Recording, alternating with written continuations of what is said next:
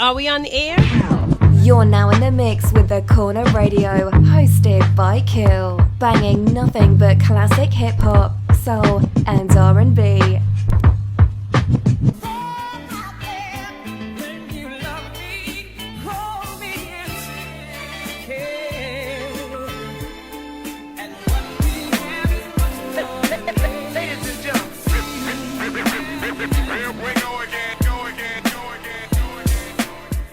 What's good? What's good? What's good? Y'all tuned into The Corner Radio, hosted by your man Kill. I got my hip hop squad up here in effect with me, and I got my brother F from the writers bench. What's going on, fam? Hey, brother, how you doing?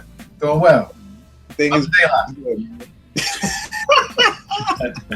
Getting started already. I got my man Jace. What's good, fam? Ain't nothing, bro. How you feel? Got my man Nick out of ATL. What's going on, fam? What's going on, fellas? What's going on?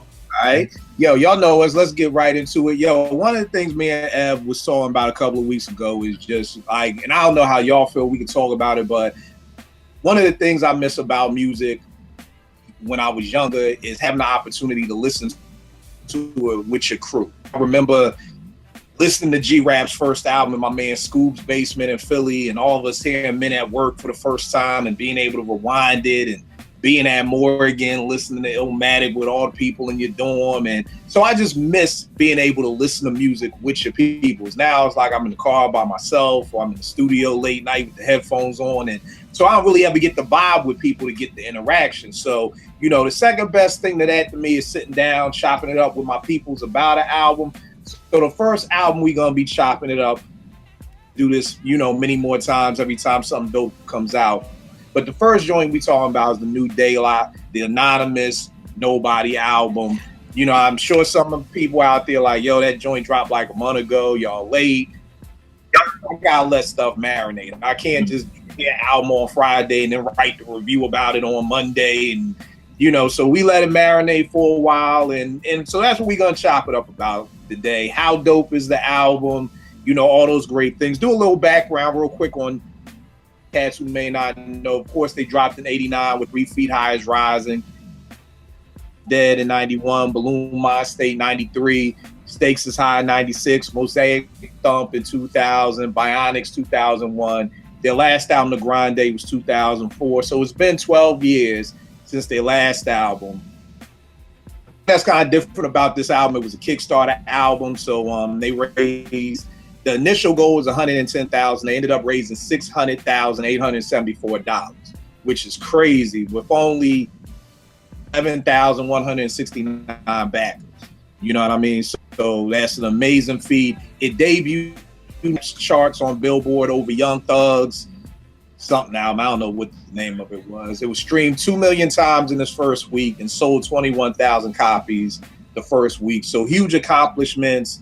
All that good stuff. But let's dig into it now, man. Yo, tell me this, y'all. What were y'all initial thoughts when you first heard the album? And the reason why I say that is because we did a show a while ago and I wasn't sure who was on it, but I remember being the oddball out because we were going through 90s groups like, yo, do we need another Smith & Wesson album? Do we need another Artifacts album? And when it got to Daylight, I was the odd man out saying, now I'm like, yo, I'm good. I don't need no more Daylight. The Grind Day can be they off on Byron Russell, you know, hit the jumper. That I love the Grind Day. They could ride off in the sunset with that. But everybody else was like, nah, we need Daylight. Like, not only do we want Daylight, we need them. So I was the odd man out. So for y'all, did you, when you heard Daylight's got a new album coming out, were y'all hyped? Were y'all like, eh? Like, so, Ev, we'll set it off with you. What was your feelings when you heard about a new Daylight drop? Why you got to set it off with me? Why I got to go first? I mean, to be honest, bro, the show was your idea. So we get into it. Actually, when I heard Daylight was dropping an album, one thing is I expect Daylight to keep doing music. So I can't say I was like kind of thrown off because for me it's Daylight. So I'm always going to expect Daylight to do more music.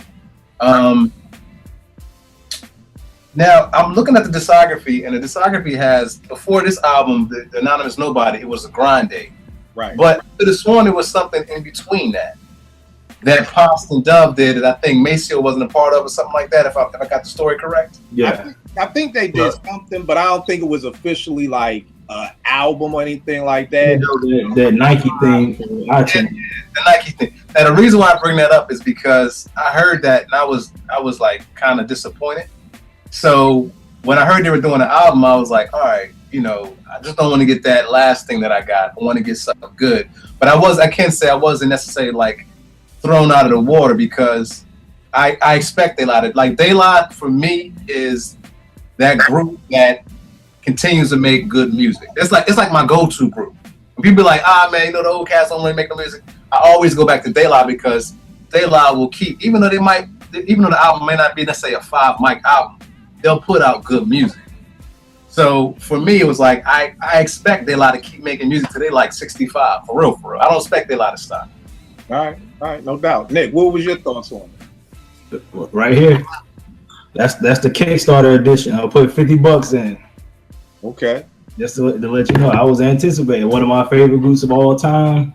So when I heard that, I was like, let me donate right now. That's what's So up. I was definitely looking forward to it. All right. And what's up with you, Jace? After after initially hearing the Nike joint, I was kind of on the fence. Then they had another single that came out like a year ago, Getaway, Spirit of the Woo, where they sampled the interlude before Triumph. Mm-hmm. I was like, ooh, like I was definitely feeling that personally, the chops and everything lyrically. And then the album came out and I was befuddled. Mm-hmm. But I will say this. I will say that I get it. I was befuddled, but I get it. All right. That's good. I'm glad you got it because you may need to explain it to me later. So with that, so I'm glad. So again, I'm the odd man out. I was the one dude who was like, yo, I'm good. And I think for me, it's just always like, you know, if you're a basketball fan, and I hated Michael Jordan because I was a Detroit Bad Boys fan, but, you know, it's like when he went to the Wizards, it was like, yo, it was painful for me. So I think I'm the dude who's always like, just stop. You know what I mean? And I know with athletes and rappers, I'm sure most of them don't feel like they know themselves when they need to stop. You know what I mean? And it's like, you know, oh God, Brett Favre, you're going to mess up your legacy if you come back and your legacy. So I think so many times for me, I'm just like, yo, these cats have been in the game 27 years. Like, that's unheard of. You know what I mean? That you got, I was 14 when Plug Tuning came out. I'm 42. You know what I mean? Like that's unheard of to be able. So my only fear was when I say I didn't want it, it was just out of fear of like, yo, I don't want these dudes to like tarnish their rep. Like I don't want them to do a Jordan Wizards thing where it's like you playing again and it's like, but you ain't Jordan no more. You know what I mean? So that's for me why I didn't want it. But tell me this initial reaction. You heard the album for the first time because me and Ev, we talked about this with Kendrick's album. Our initial reaction to Pimp a Butterfly to our final reaction is night and day from it. So, you know, what were y'all initial reactions when y'all first, you know, copped the joint? Ev, we'll go with you. All right, my initial reaction when I first listened to it, because I was like, I'm gonna sit down, I'm gonna let the joint play, and I'm gonna just. But it was one night, I forget what night it was, and the intro joint with Jill, I was like, okay, all right. I feel like it was like a good setup. I like when albums kind of give me that cinematic kind of thing, kind of like how Dre last joint started off. Like I get this like cinematic. I'm getting into the groove of it.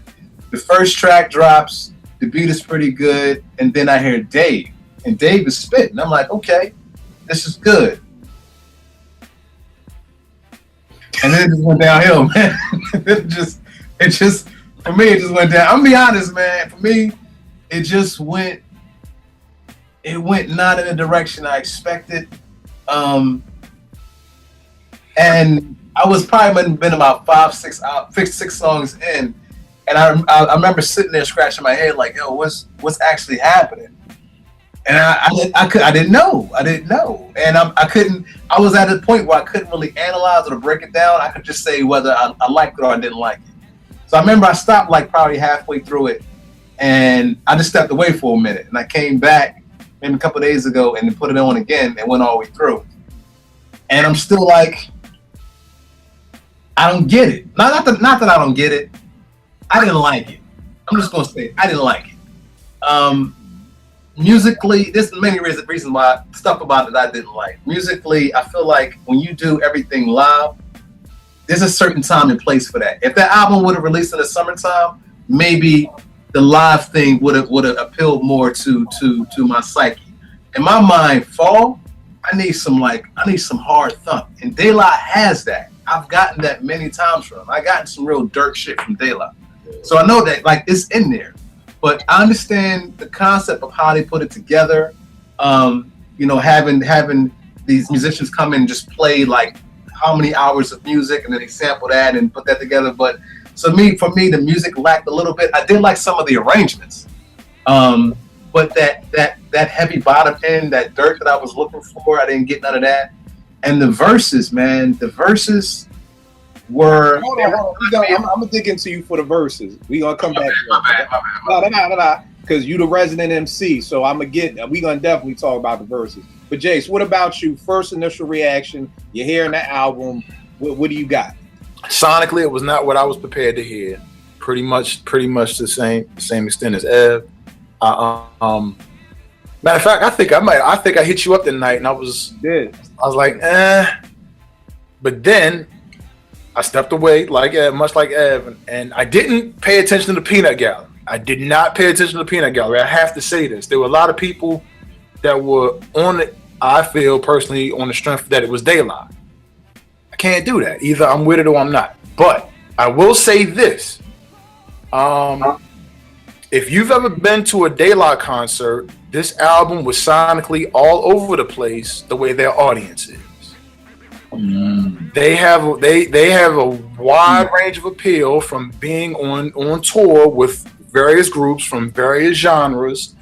And I will equate this album to MTV in the early 80s, before there were commercials, before when the man was on the moon.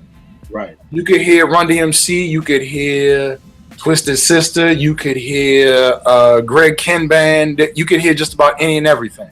And you pulling from all of these. And I was one of those kids that was watching all of this. Mm-hmm. Right? I could listen to all of it and appreciate it on some wavelength, some form, but it was not what I was prepared sonically to hear. Yeah. All right. Nick, what about you? Same thing, similar. Cause like before I even put the money down, the only music you heard was the Wu track, like my man was talking about. And then they did a track with Nas, when Nas was on the hook. So that's like the only teasers you got. So I'm like, okay, now if this is what they're coming with, I'm all in. So I put the 50 down. Then, little by little, they start leaking tracks out. And I was like, I don't know, because I ain't feel none of the tracks they leaked out. It was about 3 or 4. Got the album. First of all, the guests. Are we going to do a different segment for the guests? Nah, you can chop it up about the guests. I'm looking at the guests, and I'm like, I don't know how this is going to work. You know what I'm saying? I know what they tried to do, because like my man said, the fan base is all over the place. They did the record with the Gorillas in the mid 2000s. So he don't hear Damon Albarn from Blur and Gorillas. That track didn't work. A lot of the joints they did with the Gorillas was dope, but then they collab on their out, it ain't work. Got my man David Byrne from I'm a Talking Heads fan. That song ain't work. It just ain't work. And now Justin Hawkins, I don't know if you cats have ever seen this song. Jason. Look up I Believe in a Thing Called Love. Just Google that, YouTube. Why is this cat on the album? That's the most like, why is this dude on the, when y'all watch that video? Like, school me on dude. Like what is dude's back? No, it's like some silly ass rock. When you see this video, dude, you're gonna laugh. You're gonna be like, this is who? Justin Hawkins. The band is called The Darkness. Yes. When you see that video, you're gonna be like, why did De La do a song with this dude? That song didn't work. That's like the worst song on the album, and it's the longest. Oh, wow. This song like 7 minutes. Lord intended, yeah. No, the executive. What's that? I said, who's the executive producer on this album? Daylight probably. I think it's Daylight. Yeah. So like real talk, it's probably like 5 songs that I like them here. All right. And my initial reaction was, I think, just like everybody else's. But you know what my initial reaction was? Oh, one more thing. One more thing. The best verse on this album is from the Hometown. That is a point that we're gonna bring up later. When we're on the lyric side of things, I think that's one of the most shocking things. Yes. We'll get into that. We'll get into that in a minute. For me, my initial reaction was when I heard the singles leak, I didn't like it. The joint with Snoop, which is there, and just to say, I copped the album. You know, I support De La. You know, went out, copped it.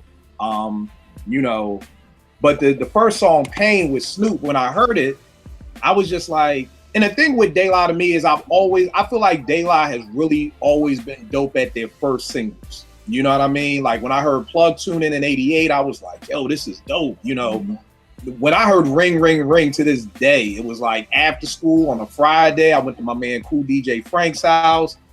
He had a record pool. He was like, yo, here's the new De La. He put that needle on. As soon as I heard, Ring, Ring, Ring is one of my favorite songs. Break of Dawn was crazy when it dropped. Stakes is High was crazy. So I'm used to De La having these singles that get me hyped for the album. So when I heard the joint with Snoop, I was like, yo, what is this? Like, I don't even, you know, and then Nick, I think you like tweeted me the Greyhound joint with Usher. And I was like, yo, what the fuck is this? Like, yo, it sounds like these dudes is asleep. Like, yo, what is this lazy, tired whisper flow? Like, and I'm like, and y'all put Usher on? Like, yo, this is just bad. Now, the crazy part is when I heard the album the first time, I was like, this joint ain't bad. And the reason why I can kind of flip it like that is because Pain to me is a good song on an album. It just isn't a good first single. Yeah. You know what I'm saying? It's like, you know, there are good songs that fit on the album, but they're not good singles. You know, I like Pain. I just don't like it as a single. I don't like Greyhounds any which way as a single song on the album, whatever. But I think because my expectations were so low, I was like, yo, this album ain't half bad. Like, yo, you know, these cats can still rhyme. I don't know why they whispering the whole album. And, you know, I'm like, is this a new style? Or are they just not inspired? Like, you know, what's the deal with that? But my first initial reaction was like, yo, this ain't that bad. But I think it's because my expectations were zero. So it's like if you going out with a shorty for the first time and she like, yo, I'm gonna cook you dinner, and you like, oh, this shorty can't cook, and she make a grilled cheese, you're like, oh, this ain't that bad. Like, so even though I initially liked the album, it doesn't mean the album was good. It's just my expectations for a new De La in 2016 were probably so low that I was like, it's cool. Now we gonna talk about how we feel about the album a month later, but Ev, you are the resident MC/engineer. I know you're a huge Pos fan. Pos is one of your favorite MCs ever. So we got to chop it up about the lyrics on this album. How do you feel about the lyrics? Did Pos bring it? Did Dave bring it? What is this whispering flow? Jason, maybe you could explain the whispering flow. Is this a new style that MCs? I didn't get the memo. Like we whispering now. Is this the whisper song with the Yin Yang Twins? I don't know why everybody sounds so tired on this album. They all approaching 50. What happened? They all approaching 50. I mean, that could be it too. But I'm like, y'all gotta give me something, bro. You know, drink a Red Bull before you hit the studio. Something, you gotta give me something. And then Av 2, my second question for you, you're the resident engineer. Bob Powers mixed 6 of these songs. You know what I mean? I thought he did the whole album. He only did 6. So I also want to talk about sonically, how does the album sound from your engineer ears? But let's deal with the lyrics first. Ev, did they bring it lyrically on this album for you? Did Pos bring it for you? Not for me. I'll say this though. Lyrically, they remind me of this is my history with De La. 3 Feet High and Rising. I was a fan because it was a different style. They came with a whole different thing. It matched with their apparel. Everything was different. Their rhyme style was abstract. It was very abstract, and they've always been somewhat abstract. I feel like when they got into the Stakes is High, I think Stakes is High was to me the closest, like as far as lyrically, they didn't go so far out left field, but they still was like dope. Same thing with the artificial intelligence joints, Grind Date, still got some of that. For some reason, I feel like this album was a lot more abstract than I've heard them in a long time. To the point, certain stuff just wasn't connecting at all. And me, I have issues with that because it's either one of two things. Either I just don't get it, or sometimes people are doing what I call you're just rhyming words together. Not saying that De La is doing that because I give them a whole lot more respect for that, more respect than that. But for me, it's like, yo, I don't know everything y'all writing. I don't understand. I don't see the bridge from one point to the other. So for me, lyrically, the album was disappointing, man. Like, I expected Pos to bring it. I got a couple good Pos verses here and there. And don't get me wrong, I still have to dissect verses because for me, I got to sit on the album about 3 or 4 times and really to dissect the verses to really give a great feedback for it. But I expected Pos to bring it. I feel like Dave stepped it up more than Pos did, personally. But even together, they still was like, they were all like Jason, right? Jason said they were all over the place. Like, kind of like they just were everywhere. Like, you know, and I like it when you come, you do a different style, you come here, you do a little different thing there. But to me, it was like, yo, just lyrically, it was all over the place, even within their own 16 bars, just all over the place. So for me, lyrically, they missed me a lot. Like it honestly turned to sleepy time music for me. Like, I got to the point where the albums put me to sleep. Like, yo, okay, it's not inspiring. As far as the mix, I can't say I have to listen to it again. I didn't hear. I mean, I'm rocking around with the little earbuds, listen to it while I'm on the train going back and forth from uptown to downtown. So I didn't hear anything that sounded crazy. But I haven't really played it. I haven't played it in the room yet like that. Like I think that night that I played it, I ain't really turned it up like that. So I really have to sit on it a little bit more to really say that, to really like dissect the mix. But I mean, I didn't. But the thing is, with the mix, everything is live instrumentation, but it's not that much going on.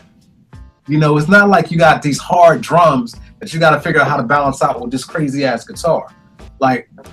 It was just like, you know, everything was just kind of like it's almost like it was a lot of like, not soft sounds, but just like a lot of like, you know, soft sounds, like soft instrumentation, like kind of stuff. Like, I don't have a better way of putting it. So to me, it's not, I wouldn't think that trying to mix something like that is going to be that difficult anyway. Like, not like when Bob Power was doing Tribe, and you got these hard, you know, 808 or MPC or SP1200 drums, and you got to make that work with this sample that has a whole lot of other stuff on, like static and vinyl shit on top of it, where you got to make all that balance out and still sound warm. But this one, I feel like it just sounded like empty space. It was a lot of space because the instrumentation thing about live instrumentation is, you know, if it's minimal, it's not going to take up that much. Ain't a whole lot you got to do, in my mind. So for me, sonically, I didn't hear nothing crazy, but it didn't sound like it was too hard of a job anyway. All right. Lyrically, Nick, you want to talk about the lyrics? What you think about the lyrics for this? Lyrically, I mean, like Ev said too, me, because I still, it's not an album I can sit through. You know what I'm saying? So I can't say I've. Like most Daylight albums, I don't listen to it by fucking 20 times by now. I'll probably listen to this album 4 times in a month, which is rare.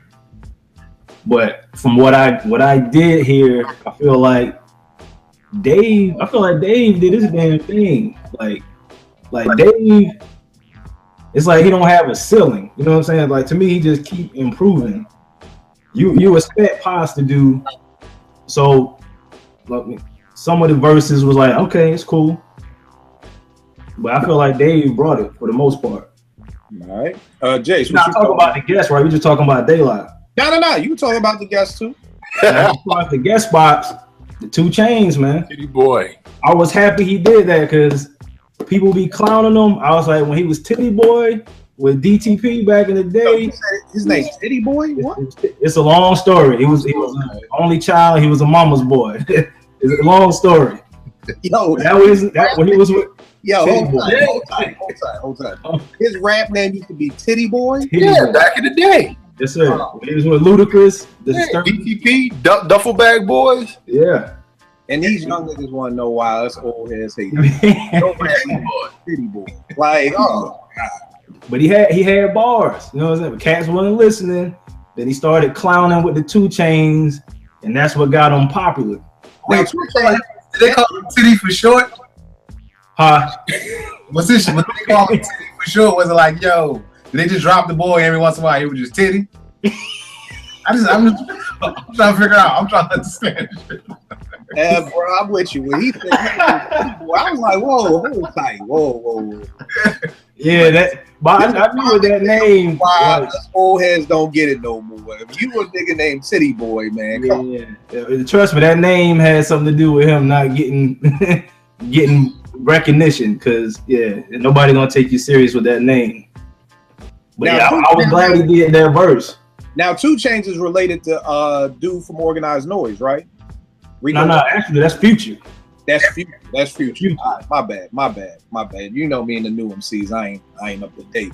All right. Jace, what did you think about lyrically on the album? How you feel like, Paz, Dave, how you think they did? If I had to compare them, Dave at this point reminds me of Ghostface as far as progression. And Paz at this point, I would equate him to, I'd say Meth. Okay. Nice. Nice comparison. But 2 Chainz surprised me. I was honestly, when I first saw he was, so backtrack, this time a year ago, 3 or 4 of the people that are featured on this album were down there with De La before Fife passed at A3C and linked up there. Pete Rock, Usher, 2 Chainz, and I forget who the other person on the album is, but they were all down at A3C this time last year when De La was down. I think that's how a lot of people came to get features on the album. I could have done without Snoop. I felt like he was trying to be abstract and it didn't fit. The song itself I thought was cool. The bass line was dope. I thought that the bass line caught me. But it was simple, much to the same as Ev said. But lyrically it was okay. My favorite joint on the album is the Pete Rock joint. I listen to that on repeat. The Knock. That to me, that was the only song that really knocked on the album. That and Trainwreck. All right. Trainwreck. Yeah. And for me, same as everybody else, I felt like it dope analogies too with the Wu. I was thinking Mobb Deep. Like I remember there was a time where Havoc kind of surpassed Prodigy, and that's what I was kind of feeling on this joint. Was like, Dave, like from the door, from Royalty Capes, like Dave just came in, and I felt like it was just like the Dave show. Like, you just woke up one day and Havoc was better than Prodigy. Like I don't know I can't tell you when it happened, but it just. I can tell you when it happened. After Summer Jam is when it happened. So as soon as Summer Jam happened, Jay-Z, that's when it happened. But that's kind of how I felt. Like I was like, wow, Dave is really bringing it. And I think Paz, I actually wrote down the rhyme. Paz said something. He said, not always a good thing. You can lose the love of your life through the lifetime of love on tour. I didn't mean to be a whore, but my hormones had me screaming and wanting, screaming then God for me. And then he said something like 2 words, I'm mortal, but the fans slide them together, move the apostrophe, and it becomes immortal. So I felt like that was like the Prodigy I was looking for, but I mean, not the Prodigy, the Paz. Yeah. I was looking for. But what happened? No, I said he still got it. He just. And that's the one verse that stood out to me in the whole album was that particular verse right there. Right. And I think my problem with that song is that's the joint drawn with Little Dragon, and like they don't rhyme till like the last minute. You know what I mean? And it kind of bores me to death. Like, you know what I mean? Like the funny thing, and we'll get into this on the beat aspect of the album, but there's so many songs I like, but I just want to take parts of them. Like, you know, it's like, if we could dead the first 5 minutes and just give me last minute, that's the song. Like, call it a day, or, you know, so, but I think it just, again, they just sounded so uninspired to me. Like, it didn't sound like, I would only assume that if I've been in the game 27 years and I just raised $600,000, number one, I'd be hype as hell. I'd be buying out the bar everywhere, you know, but I would just be so hyped to make this album, especially because the fans paid for it. You know what I mean? So I would just, so, you know, the fact that they 50 or the fact that they old or whatever, I would just think like, yo, we got the oomph, like, yo, look at, we raised all this money. Like, yo, let's go all in on this joint. And I just felt like again, the Greyhound joint, it sounds uninspired. And the weirdest part is this album sounds like a label made you do. Like, that's what I got from this album. That it's like, yo, y'all owe us one more album. And it's like, all right, come on, y'all, let's just do this one more album to get out this deal and be done. And that's what it sounds like.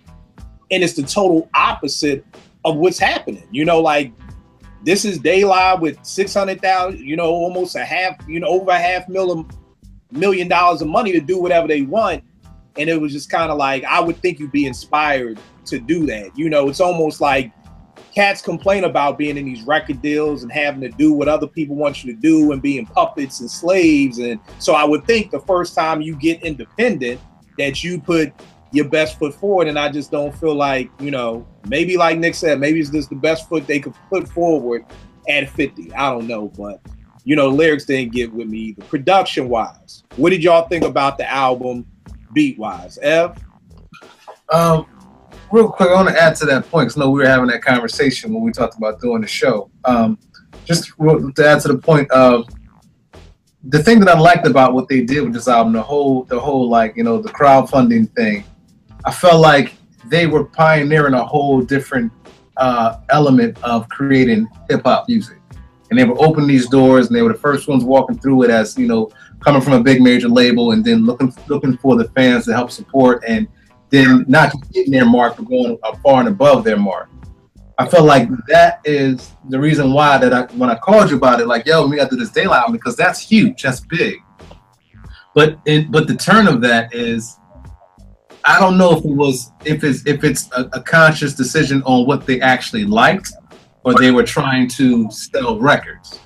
So it's such an interesting contrast between being independent but still thinking and moving as if you're on a label. Mm-hmm. And I just feel like it was some of that was happening, because I know maybe they just are big fans of all these people and they just really want to do a record with all these people, but a lot of it seemed like, oh, you're just trying to sell records by putting this person on this track and this person on this track and this person on this track. And it was kind of weird, because it's like, yo, you don't have to do that. You ain't got no royalties to pay back. Like, this is your free range to do whatever you want to do. You can do the most banging shit that y'all love and to present it to the people. If they don't like it, they don't like it. And at the end of the day, you don't lose nothing, because you went so far above what your mark was.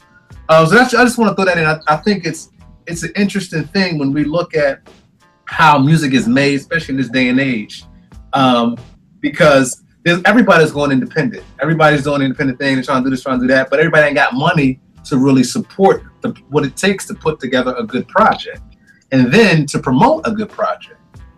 So I just feel like, you know, I really wanted to tip my hat to them for doing that, but I just have so many questions as far as like the progression of going through that creative process and then coming out with what they came out with. As far as, you know what, that's a dope point, because I think even with myself, I get so caught up in your independent that you can do what you want, but then you bring up a great point of, but you still want to sell records. Well, I beg to differ, and I only say this, guys, because if you check their discography, who they've chosen to sample, their samples have been from all over the place. I really think it's a good choice. You know, the hard part is, and Ev, I have a question about that. Who do they? Because I haven't read the credits at all. Who do they choose to sample? Well, not in this album. I'm talking about in the past, but like right. But the guest features are spread apart. I was looking forward to the Little Dragon joint just because of my previous previous knowledge of them, and some of the stuff I've heard them do, like Robert Glasper did a flip of their joint twice, and that was dope.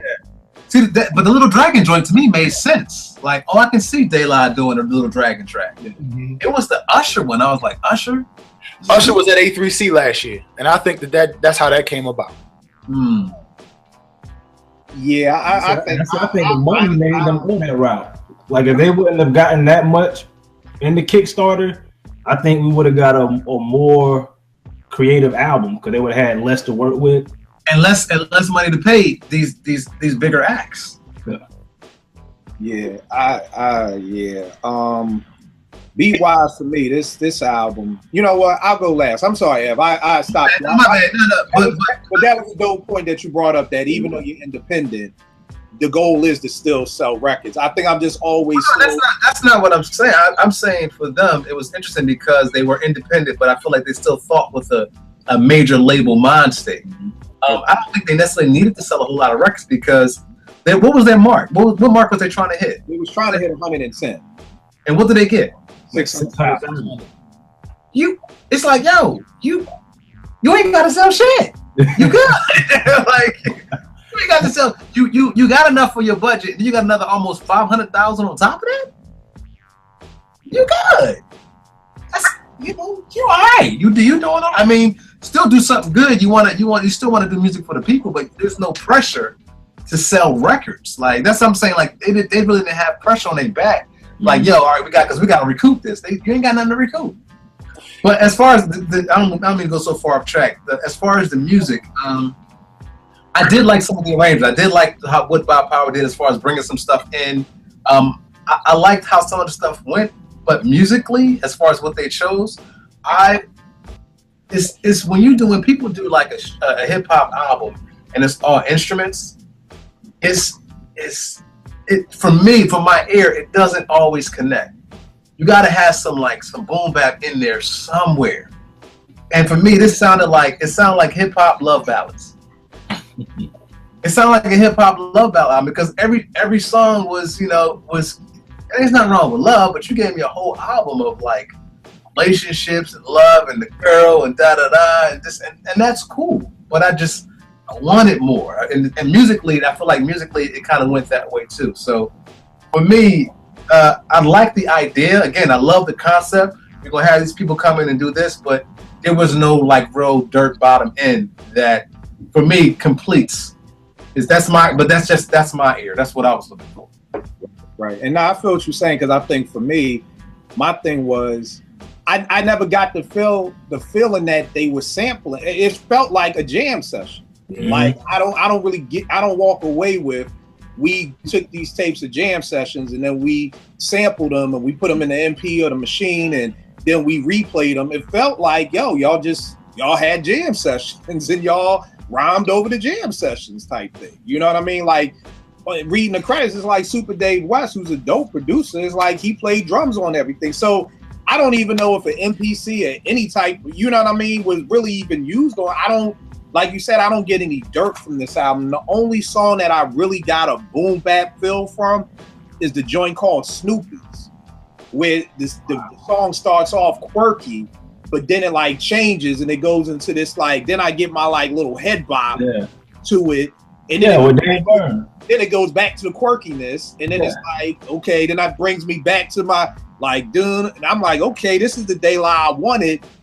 To the point that I took those two parts and just made them one song. I don't even want to hear the quirky part. I got on Audacity and just made my own song. Like, but that's the only song that I'm just like, yeah, like when I'm with De La, I want my head to bop type thing, And I don't know if I lost because I'm assuming the Gorillaz joint I heard about, I never heard it. But again, the last time I heard De La was Grinding. And it's like I'm with the much more, with Dilla. I'm with, Rock Cocaine Flow with Jake Long. So the last time I'm hearing De La, for me, I didn't hear the night joint. I think I heard the song and I was like, I ain't feeling it. So the last time I heard De La was Boom Bap. I mean, the grind date was Mad Lib, Dilla, Super Dave, Jake One, Ninth Wonder. So I'm ready for that boom bap De La. Like I said, like y'all said, I'm like, well, when did y'all start rocking with all these people? I don't even know. Like, no tip, nothing. Like, you know, so for me, the beat just was not. They were just like the lyrics. It was uninspiring. It was like, you know, there's nothing. And for me, and Jace talk about this all the time with me making beats, I'm always so like, what makes me want to make beats is when I hear an incredible beat. When I hear a beat that's just bonkers, it's like, oh yeah, let me stop what I'm doing, go upstairs. There's nothing on this album that makes me be like, yo, let me turn on the machine. Like, let me do some digging, except that one joint that's in the middle of Snoopy's. And it's just like, what the fuck is Snoopy's anyway? Like, yo, what's up with these names? Like, but neither here nor there. Jace, what do you think of the beats on the album? It was all over the place, man. The one joint with what is old boy's name? Justin Hawkins. That sounded like that took me sonically somewhere like AC/DC, and it was just not where I wanted to be listening to a De La album. But I get it. I've been to 3 De La concerts, and I've seen different audiences. Mm-hmm. So that's what I get when I get this album. I've seen them play for people that would typically listen to Roy Ayers. I've seen them play for people that would typically listen to the Gorillaz or Nirvana, and us. Well, break this down for me, because this is like, you know, one of the 3rd or 4th times, you know, you've said this, and I see people agreeing. What is what's a new De La show? Like, what is their crowd? Like, is it just all over the place now? Like, all over the place. You put some niggas from Baltimore, some brothers from Uptown, some shorties from the Bay, some people from Venice Beach, some people from Tokyo, some people from Colorado, all together. Mix it all together. That's a typical De La show at this point, I would say. Because I mean, and the reason I asked that is because maybe that's explaining to me why this album sounds like that. Because again, last time I heard De La was Grind Day, and that's 12 years ago. So yeah. I don't remember a De La show back prior to the Grind Date seeing such a diverse crowd of people where you would have all these, people on the album. So maybe that's now making sense to me, because now you've got to try to appease the new fans, people, and your core audience isn't the boom bap, community anymore. So that's the reason why I asked that. So that makes a little more sense to me, that you're saying like, yo, their crowd is so diverse. Mm-hmm. You know what I'm saying nowadays. Nick, what did you think of the beats? Yeah, like going off of what he was just saying, like 2005 is when they did that Gorillaz joint, and that opened up to a new audience. Okay. Probably never. But I think De La always had white fans, but I think that opened them up to like white cats that don't listen to rap. But I don't like rap, but I like that kind of fan base. Mm-hmm. So that's where you get like the song you're talking about, Snoopy's. That's what my man from Talking Heads. David Byrne, yeah. And it's like they cut and paste 2 different songs together. Because like you said, the part where they're rapping on, you like that's what I like. Then they go to a whole different place when he come in. Right. It's like, why y'all didn't just rock to that part? Yeah. But question, cause I'm sorry. Go ahead. No. You. Well, like you were saying, Grind Date, you had the head nod because of those producers you were saying, Madlib, Jake One, them cats. Let's be honest. What De La produced album do you like? You headbanger beats. De La produced. So we talking Stakes is High, the AOI joints, and this is the 4th De La produced album without Prince Paul. So what, like the standouts on Stakes is High is what? The title track. Who did that? Yeah. What other beats would you like? Who did it so easy? Oh, okay. Like they like give you some, but I don't think they ever had like just a head nod, not them themselves. Because like even going back to the AOI projects, I can't really think of no beat was like, nah, I'll kill that beat. Yeah, and MC, I can't. Like maybe they're not the producer, and that's what I was gonna say. Sometimes everybody doesn't. Not to say you don't need to be independent, but you don't need to do it all yourself. Exactly. I mean, some people need help. Just because you're an ill MC doesn't mean you know how to put rhymes together. So you're an ill MC from Harlem. You know, your brother who sells coke gave you $700,000 to make an album. Doesn't mean you're gonna make a great album. You know, you don't know the right producers to get with. You don't know the right sound. So I see what you're saying, and I don't think De La, you know, for the most part, were ever great producers. You know what I'm saying? I kind of beg to disagree a little bit because those albums are some of my favorites. Like Stakes is High and AOI. Stakes is High is great. So can I pose this? We were talking briefly about this. If y'all could rate your De La albums, because personally, my favorite album was Balloon Mind State. That's my second favorite. And that didn't have Dilla on it, and I don't believe that they were working primarily. That's Prince Paul though. That's the last one with Prince Paul. Yeah, and he had little influence, I believe, on that album. He was Nick, what's yours? What's your De La? Your top three? Balloon. De La Soul is Dead is 1. Balloon Mind State is 2. Stakes is High is 3. 3 Feet High is number 4. And Ed, what's your top 3 De La? Stakes is High, Balloon Mind State, and maybe De La Soul is Dead. All right. And for me, it's De La Soul is Dead, 3 Feet High and Rising, and then probably the Grinding. You know, and I think for me, kind of what like Nick was saying, not that I didn't love Stakes is High, but you know, of course, the Dilla stuff. I don't think me personally, been a big fan of De La's production when they're doing it. You know, 3 Feet High and Rising and De La's Dead was Paul. You know, Pieces of De La. The Grind Date was kind of like everybody, which is why I think I like this album. I don't think a lot of people really have the skill to produce and rhyme on their same album. You know what I mean? But that's just for my age. You know, that's why I think I enjoyed the Grind Date so much. Because I mean, Rock Cocaine Flow, like that, De La's not making that, and that may be like as far as hip hop, that may be their biggest song, like that they close shows with, and that shit down. Like De La's not making it. You know, I love Much More. De La's not making much more. You know what I mean? So for my ears, the stuff that I love from De La, they're not making. You know, not saying that the stuff that they make is whack, because the Business with Common, I want to say. De La, you know, which was dope. So again, don't get me wrong, like yo, De La can't produce. I'm just saying, for my ears, my favorite De La songs are 9 times out of 10 gonna be joints that they didn't produce. Stakes is High to me is one of their dopest songs, and they damn sure ain't produced that. You know what I mean? So just for me, but I was kind of shocked, like reading the credits. You know, I'm assuming the Anonymous Nobody is De La. So when it's saying produced by the Anonymous Nobodies, it's them. That's them. And then kind of back to what Ev was saying earlier, I would like to hear the jam sessions, because what they came out with, it's like that's what y'all was jamming to. Yeah, you gotta be more than that. Yeah, and then especially when they said they had like over 800 hours of music or whatever, it's like okay, well, but all right, well, tell me this: it's sat for a month. What is your ending reaction with the Anonymous Nobodies? How many mics do you give it? Ev, what you got on?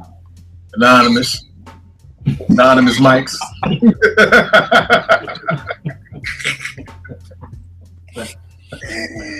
Oh, man. Come on, man. Okay, man. You sat with it for a while. Has it gotten any better? Is it the same? Is it worse? Right now, where I'm at right now, this is today. Two, man. 2. Yeah. Wow. Okay. All right, Jace. What about you? I give it a 3, man. And some of the things that I didn't like on the album, y'all liked, and some of the stuff y'all didn't like, I liked. This, in my opinion, this is. I can't compare it to the rest of their catalog because they got an incredible catalog. Yeah, that's true. Can't compare it to their catalog. So compared to everything that's out right now, I give it a 3. If I had to put it in their catalog, this is not one of my favorites. Right. I got a question. If you did compare it to their catalog, how many mics would it get? Say again? Compared to that catalog, how many mics would you give it? He had 2 mics. If I had to put this up against their catalog, this would probably be the lowest rated out of their entire catalog. Oh yeah. So how many mics would that be? I'm like the lawyer. Like, did you kill him or did you not kill him? Like, say it. It's cool. Ain't a man on blast. It's cool. It's cool. It's cool. I get it. Nick, what about you, man? I mean, just because I love Daylight, I can't give them less than a 3. Because you love him? So again, because we got to be honest with ourselves. 2.5. And 2.5 was average, right? So yeah, 2.5. So say if you didn't love them, what would you give them? I mean, two mics is what was 2 mics? I can't remember what 2 was. 2 mics was like Fair. Fair. Yeah, it was like fair because 3 was good, 4 was dope, 5 was classic. 2 mics is a D. 2 mics is a D. 3 is like a C. And especially if you put it up, this is easily my least favorite Daylight album. I mean, 2. Yeah, if 2 was fair, that about sums that album up. I'll say that. What happened? No, I'll say this. This is my least favorite album, but I personally think because of where we are in hip hop today, this is probably their most important album, and it is the most important for the culture. I say that. I was about to say you got to break that one down, bro. This in their catalog, this is probably their worst album. But they are showing you at their point in life, 40 approaching 50, compared to the rest of MCs doing it today, a lot of dudes that are in their 20s can't mess with them. And we're talking. The 4 of us are people who know their catalog fairly well. Would y'all all agree? Yeah. The average 20-year-old is not going to get any of their albums, let alone this one. And this one would put a lot of people in the industry today in their 20s trying to do it to the test. I think lyrically. Production-wise, maybe not so much, but lyrically, it would put them to the test. And to be able to do that approaching 50 with kids in college, doing other things, that's saying something to me. This is a good legacy album. You know, the hard part for me with that is that I feel like we're giving them the asterisks.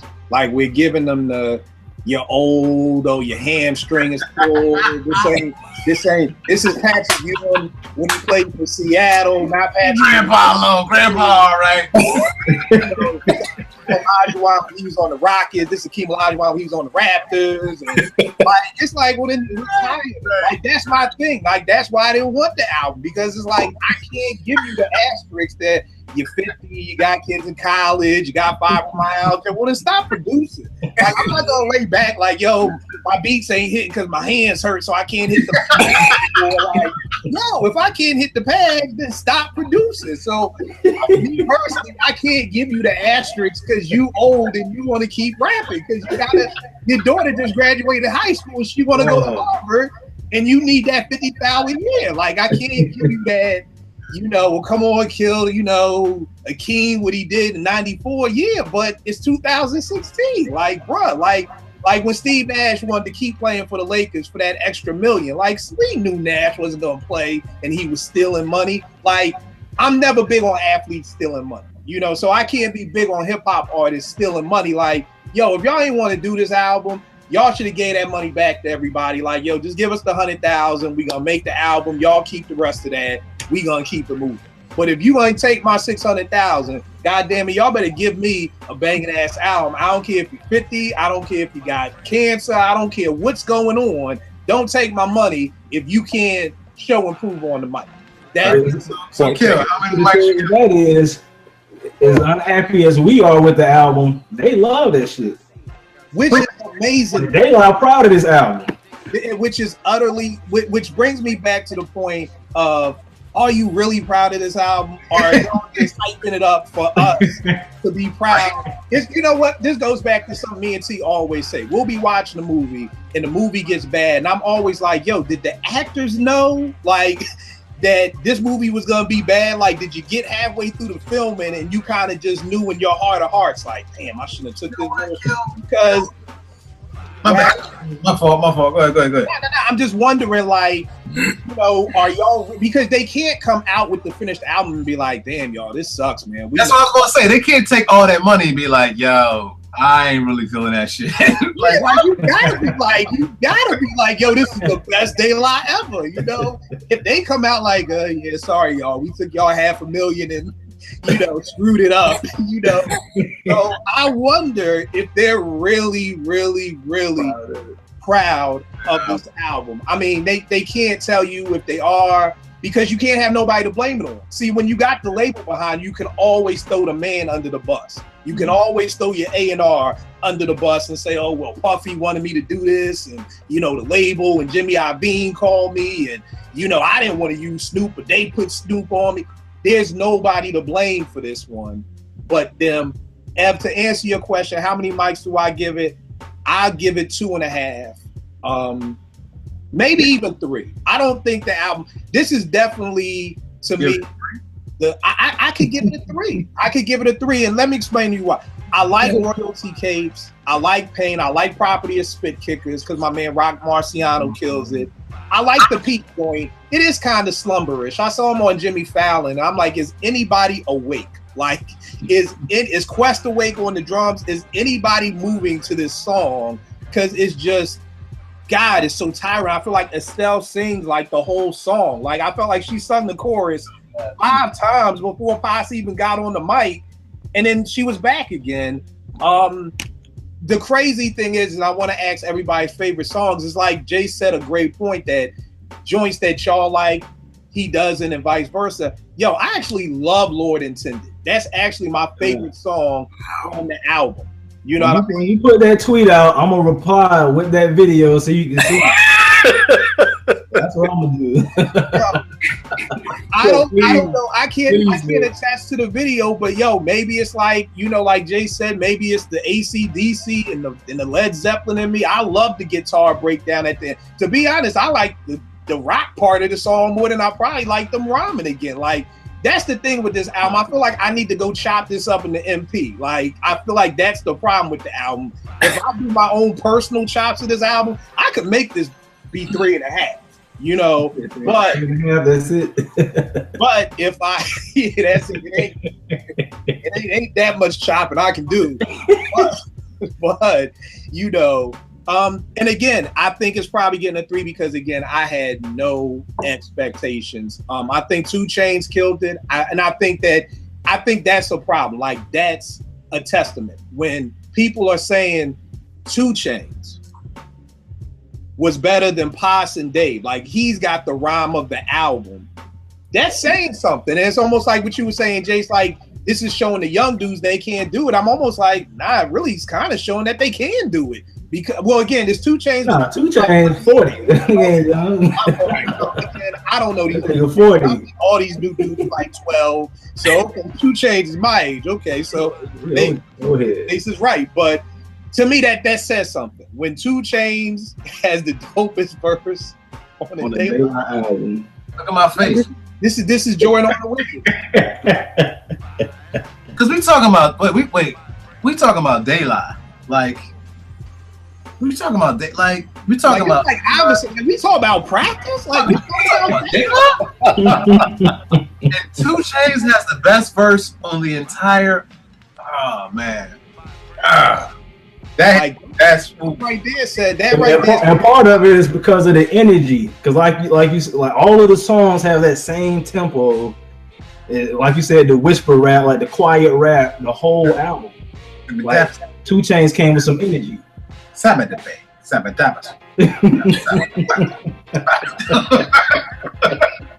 man, I'm gonna stop. I'm done. Because I love De La, man.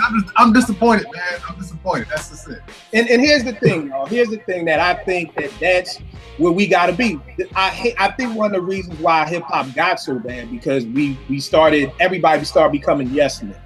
And it's almost like, yo, we can't say De La didn't do a good job, or we can't say KRS needs to stop rapping, or we can't. Yo, it is what it is, bro. You know, I mean, I respect your legacy wholeheartedly.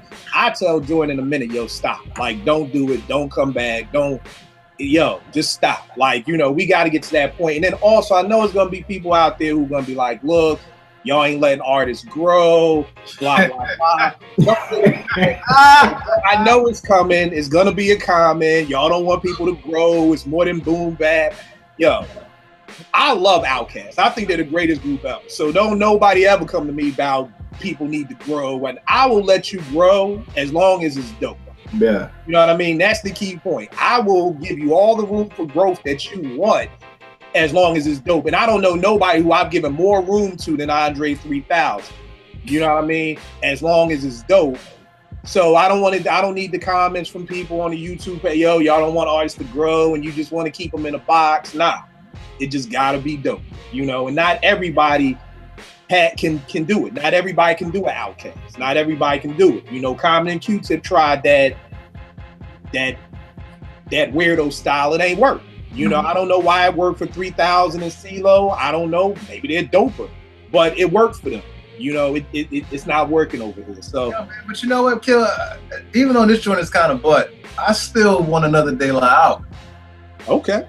I still want another because I feel like, all right, you just brushed you got some of the rust off. All right, now really get in the game. Hey, Ev, I'm pretty sure it's safe to say we know where you stand, but what is your favorite joint on this album? Which joint? Let me rephrase. May I rephrase? So which joint on the album do you have the least disdain for? The first song, Royalty Cake. Oh, okay. I thought you was gonna say the intro with Jill. Like, damn. No. The first song, and because for me, after that, it just goes down. I do like that verse that Pos did, but I don't like the album, man. I don't really have no favorites like that. I don't have none that I'd be like, oh, I'm gonna put this joint on while I'm on my way to work. I don't have nothing like that right now. And Jace, you said yours was the Pete joint, right? I like the beat to the Pete joint. All over though, I would have to say Trainwreck.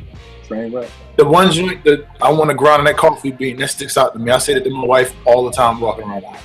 You know the funny thing with Trainwreck, I think that's the joint that reminds me of Shopping Bags. Yes. Right. So the problem with Trainwreck is every time it comes on, I just want to go hear Shopping Bags. And then I take out that and put it. It's almost like Action Bronson. Every time I listen to Action Bronson, I'll be like, after like 2 songs, I'm like, I want to hear some Ghost. I have to get to an Action Bronson album because I'm like, I put on Ghost. That's what happens with Trainwreck. As soon as I get the Trainwreck, I take the CD out and then I go to Shopping Bag because it sounds so much like a broke. It's almost like how, you know how like Lorenz Tate got his other brothers act? They broke versions of Lorenz Tate. It's almost like this is a broke version. We're going deep. We're going deep. We gotta wrap this, yo, because we about to go deep. My bad. All right, Nick, what's your favorite song on the album? Well, Royalty Capes. I like the Houdini. Yeah. It is dope. Yeah. Houdini is I guarantee you, when I send you this video, you're gonna hear that song different. When you see how silly this dude is, you're gonna hear that song different. All right. Now, like F said, he wants another Daylight album. He thinks this was getting the rust off. Jace, do you want another Daylight album after this? I don't know. And I'll tell you what. I could do without another album, but I could do a concert all day. All right. And my man JR said that once when we was doing an R&B show, and he was like, you know what? Everybody doesn't need to do a new album. They could just do a show. They could do a tour. Yeah, you got enough music. Yeah, you know, so I definitely could agree with that. Nick, what about the songs of this album? Just don't do this album. Just don't do this album at all. Okay. Just don't even go to it. Okay. And Nick, it's kind of like when Tribe got back together, because Vic tells the story the best. Tribe gets back together, and Tip's doing his joints, Fife does his joint. And they're like, Shaheed, do one of yours. He's like, fuck y'all, man. I ain't going to. All right, Nick. So after this, do you want another Daylight album? If we get it in like another 2 to 3 years, if we have another 12-year wait, they're gonna be 70. Yeah. You know what? You're right. I gotta add that to mine. This is addendum. It gotta happen soon because Grandpa ain't got a whole lot of energy. You gotta get him when he up. For real. If we thought this album was boring, they wait 12 more years. Yeah. Yeah, and I think for me, man, I'm just so, and maybe I need to get out of it. I need to get out of this legacy thing, you know, because even with Outkast, like I wish, even though that what was that movie they did? Oh, the Idlewild. Yeah, you know, I always feel like I just wish that never existed, and we could have just ended with, Wait, you know, Idlewild? yeah. You ain't like Idlewild? I mean, I thought it was cool, but I feel like it messes up the discography. Like for me, like I love the speaker box Love Below, so I'm like, you we're talking about a perfect legacy. Idlewild, I mean, there's some joints on there I like, but as a whole, I'm not talking about the soundtrack. I'm talking about the movie. I mean, the movie was cool. Yeah, not the soundtrack. I can dig you on that, but I feel like the movie added to their legacy. Yeah, I like the movie. I mean, the movie, it came out in the movies, right? Yeah. Yeah, nah, like I felt like it was an HBO movie. Like I didn't like it as cinematography in that joint. I mean, that's No, I know. Is it just me? Am I? Yo, that's that was like a HBO. That was like an after school special to me, man. Like the storyline was bad, the acting was bad. I mean, good. The cinematography, but what?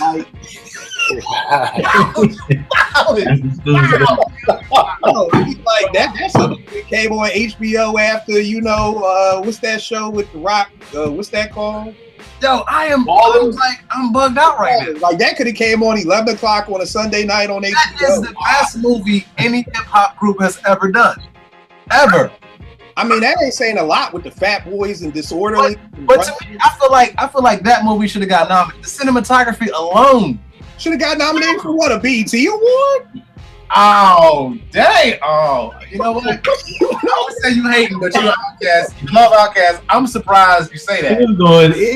It don't matter, man. My man got at me like that. Like, yo, man, how you gonna diss the new Steph Curry sneakers? You like Steph? I'm like, I don't give a fuck if I like them. Sneakers is whack. Like, it's amazing. No, you wild. Yo, Idlewild to me, that was that could have came on Stars. That could have came on after Power went off, man. Oh. Wow. I'm shocked you like this so much. Yo, I love fucking Idlewild. I thought it was an amazing film. Amazing. Like to me, you do a film like that, an all black cast, and it's just to me, I thought it was just so well done. I think the only reason why it didn't get any nods is because it was an all black cast. I think it didn't get no nods because the acting sucked. I mean, geez. I mean, yo, Big Boy didn't even. I mean, nah. What? I'll be the odd man out, man. I didn't like. I thought the storyline was whack. I thought the acting was whack. I hate Terrence Howard. I wish he would just go off into the sunset somewhere. You ain't gotta talk about Terrence like that, man. That ain't. I'm so tired of Terrence Howard. I can't take it no more, man. I just. Man, I mean, that's all right, Ev. Don't worry. When he put that tweet out, and I tweet this video, you're gonna have that image. Every time you hear that song, you're gonna know that's who's singing that part. All right, so y'all all want New Daylight, prayerfully. Now you're saying that as far as you want the boom back, right? Because that's all. Yeah, I feel like if they had another one right behind this, then they'd be like, oh, you know what? Let's do that shit. Let's get into that dirt shit that we do so well. You know what I would love to see? I would love to see, because I don't know if y'all peeped the documentary that Massive Pill did with the De La Soul is Not Dead, but I would love to see them back with Prince Paul. That would pique my interest for me to want to listen to another De La album. Right now, if De La dropped another album, I probably wouldn't even check for it unless one of y'all or somebody was like, yo, you gotta hear this. I probably wouldn't even listen after this. It would need something to pique my interest. So, and then that Massive Pill documentary, what happened? I just want to throw something in there real fast. It's slightly off topic. I feel like, because they 50 now, right? Chasing it. I feel like the hip hop community, everybody, the same way we pay taxes and we pay into our retirement, I feel like this should be like a $3, $5 tax on everybody check. And it should go to a hip hop retirement plan, because I strongly feel them cats been doing music for this long. They hit 65, they should have retirement package. Kool Herc ain't got no royalty check. Kool Herc ain't got no retirement plan. Exactly, but that's what I mean. I feel like they're going into that era of our hip hop pioneers who get older and they wind up broke. And you know, people going to write stories about them. They're going to do movies about them 10, 15 years from now. You make a lot of money off of them. But while they're here today, I feel like, you know, these cats need, like, you know, they should have retirement package, especially because De La's been working the whole time. Yeah. They've been working the whole time. So I'm like, yo, these, you know, but that's just my little 2 cents. That's my little 2 cents. Because I'm serious. Like, make music until you're 65 and then retire. All right, tell me this, because you would know, because you've worked on some big projects. Did they spend all $600,000 on this? Yo, man, I don't know about 600,000, but all their guest appearances, they paid some money for them dudes. Yeah, Snoop and Usher. Everybody knew how much money they had, so you can't even lie about your budget because everybody knows. So I'm sure, you know, Usher ain't come for no chump change. You know, I'm not saying that they killed them, but it seems like it was well done. I don't know how much. I don't know if that budget for the guest appearances was already made when they decided how much money they needed. I don't know how that all worked out, but I feel like, you know, I don't know about 600,000, but I wouldn't be surprised if it was 2, 3. That's my thing with Kickstarter. They made 600, but they could have just spent 200 to make this album, correct, and just pocketed the other 4, right? I mean, that's shit. I would have made 110,000 in pocket. That's what I said I was going to use. And that's what I'm saying. And the rest would have been like. That would have been the retirement plan. That would have been the retirement. I think if they only work with that budget, we might have got a better album. All right. Well, again, I appreciate it, y'all. You know, De La's, the Anonymous Nobody, looks like it's getting about a 2.5 mic, you know, from us up here. You know, but nothing but love for De La. You know, I don't need no De La hate. You know, Mary J people still coming at me, so I ain't even gonna go that route. Speaking of Mary J, don't speak of Mary J and that Hillary Clinton, please. Hillary Clinton thing. Don't speak of Mary J singing. What the fuck was that? Did you see that shit? Oh my god! And the thing is, I kept seeing the video, but I never heard the audio. I thought they were talking. And I heard the audio one time. I'm like, sing it to her. Oh, are you serious? Is that what's happening right now? I'm like, oh. I thought they were having a conversation. I'm like, okay, Hillary and Mary having a conversation. I'm not sure about what, but all right. And I turned the volume up, and this chick was singing. Yo, man, look, I'm gonna tell y'all this. I'm not laughing because them Mary fans, they crazy. Them fools some crazy. Yo, I ain't defend that one. I ain't messing with Mary. I ain't messing with y'all on Mary. That's about as bad as that Burger King commercial. Oh. Crispy chicken sandwich. Oh shit! All right, we gotta get this together. We can't do De La and Mary haters. We can't do all this. Ain't no Mary, but damn, come on. I want to know whose idea was that. Like, yo, I want you to sing your question. It just shows you how bad this election is getting. Like, could you imagine Common like Common with Barack, like, yo, when I'm on the block in Chicago, yo, you know, like, yo, that would never happen, but it's a bad day. That is not what's the 411 Mary right now. So, you know, she's going through a divorce, so let's just keep her in her prayers and, you know, keep it moving. Nick, give them all your stuff on Twitter, man. Only one way to win, 79. That's me at Twitter. That's the Twitter handle. All right, Jace, what's your joint, man? At Jarek Tyler, at JerikTyler. Eb, you lied to us the last time. You said if we start putting you in Song of the Day, you going to reply. You ain't reply one time. Look, I seen the joints coming through, right? I need Twitter. I need Twitter help, guys. And I'm in IT. I need Twitter help. I'm not going to do that. Yeah. I don't understand this shit. I'm trying to watch the whole thing. I want to see the whole. I gotta look. Something wrong with my Twitter. It ain't coming through. Right? I'm like, this nigga lied. This nigga like, add me to the list. I'll do it. I seen it, and I was like, all right, I'm gonna reply, and I'm like, well, who the fuck am I replying? Like, It just wasn't working right. I couldn't see all of the different categories. My something wrong with Twitter. You want Kevin Hart, the way my checking account works. The way my Twitter account works, I'll move things over for me. Look, keep me in there. I'm gonna figure it out. Okay. I'm gonna be there. All right, cool. You gotta watch that video tonight.